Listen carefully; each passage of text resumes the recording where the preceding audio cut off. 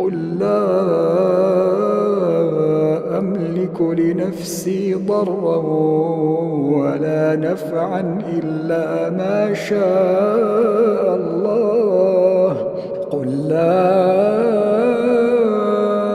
أملك لنفسي ضرا ولا نفعا إلا ما شاء الله لكل أمة أجل إذا جاء أجلهم فلا يستأخرون ساعة ولا يستقدمون